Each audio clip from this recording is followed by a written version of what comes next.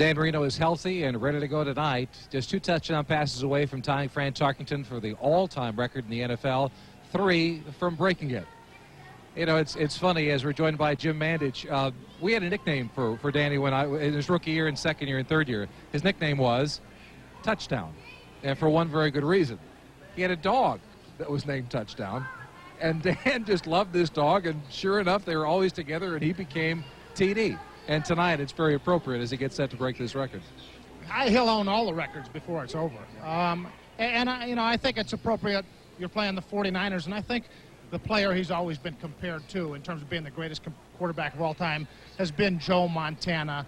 Joe Montana has exited the game of professional football. Dan continues to put up big numbers, high marks, and I think he's getting the recognition that he deserves. I think he is the best ever, Jimmy. Let's get into this football game tonight. The Dolphins are going against a football team that can stop the run better than any club in football. They did it last week against the Cowboys and Emmitt Smith, perhaps the best running game in football today. If Dan Marino sets this record tonight, this football team wins. If he doesn't, they lose. I think Miami will run to keep San Francisco honest. They have a terrific run defense, very strong up the middle. But where Miami gets some nice matchups is on the 3 and 4 wide receiver sets. Tyrone Drakeford, Steve Israel are the second and third and fourth quarterbacks coming in for San Francisco.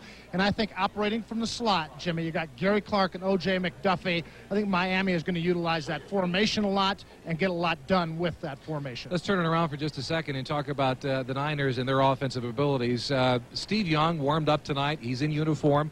1, do you think he'll play? And 2, if he can play, how will that change the Dolphins' defensive game plan? Well, let's start off with the most important thing. Who was the physician, and is he available? I mean, 4 days later, this guy has orthoscopic surgery, and he's playing. And is he available? He is listed as the backup quarterback tonight. If anything happens to Elvis Gerbach, I think you'll see Steve Young. I saw him throwing out here in pregame. It was remarkable. And Jerry Rice, we talked to Don Shula about it just a little bit ago, the best receiver probably has ever played this football game. It's funny, we seem to be throwing a lot of accolades tonight, but we do have 2 of the best players that ever put on a pair of football pads. Rice last week was moved around quite a bit by the 49er offense to try and confuse the Cowboys, and they did it. Can the Dolphins, with a brand new defensive set in their secondary, are they able to get it together to stop Jerry Rice? They have to stop Jerry Rice if they're going to win the game. They put Jerry Rice in motion to accomplish 2 things, Jimmy, and you'll appreciate this. 1, they try to beat the jam at the line of scrimmage. Everybody recognizes you got to snuff him right down at the line of scrimmage. But then they like to get him in motion and up the field. And he's catching the football going towards the goal line. That's how the guy has been able to break so many 80-yard runs. So Miami, they have to get a jam on him, but the next most important thing they have to do is tackle well. They didn't do it last week against New England. When Rice catches the football, you need to see a lot of Dolphin helmets converging on the ball. All right, Jim Mandich, enjoy the football game. Thanks very much. We'll see you in the postgame. Thank you, Jimmy. All right, Jim Mandich, everybody. We'll come back in just a moment where our guest will be Chris Berman of ESPN.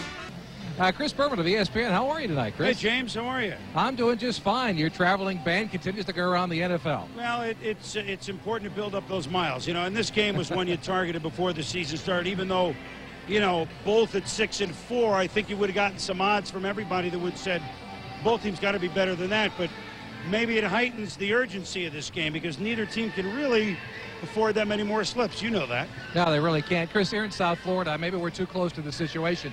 What does the national media think about this Dolphin team? I mean, they're really schizophrenic in a lot of ways, but are they a good football team that we've seen so many times against the Buffalo Bills, early against the Patriots, or are they bad, or are they as bad as we think as they were against the Jets?